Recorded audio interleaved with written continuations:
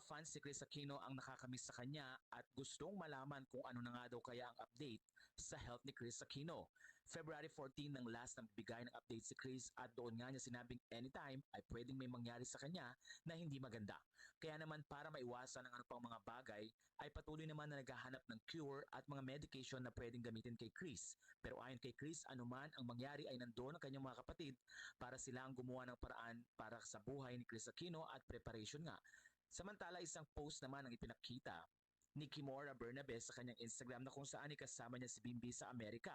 Ipinakita rin na nandun sila sa bahay na inuupahan ni Chris Aquino. Natuwa ang mga fans dahil maaliwalas ang mukha ni Bimbi at lalo daw gumwapo ito. Matatanda ang April ang birth month ni Bimbi at magsi-17 years old na nga ito. Natuwa ang mga fans dahil lalong gumagwapo si Bimbi at isa pa sa pinakamagandang ginawa nga ni Bimbi ay ang magstay sa tabi ng kanyang ina kahit na may mga offer na siyang trabaho sa Pilipinas.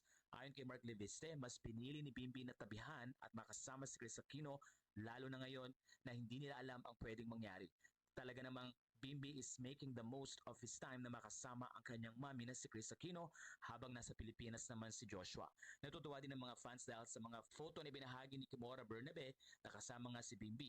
Sa puntong ito ay maraming nag-iisip na baka nagiging maayos din ang lagay ni Chris Aquino base sa itsura ni Bimbi na mukhang very fresh at mukhang nakakatulog ng maayos. Hindi man nakita ang kalagayan ni Chris ngayon pero nagsisilbing patotoo ang itsura ni Bimbi ngayon na talagang lalong gumwapo at mukhang nawawala o nababawasan nga ang pag-iisip.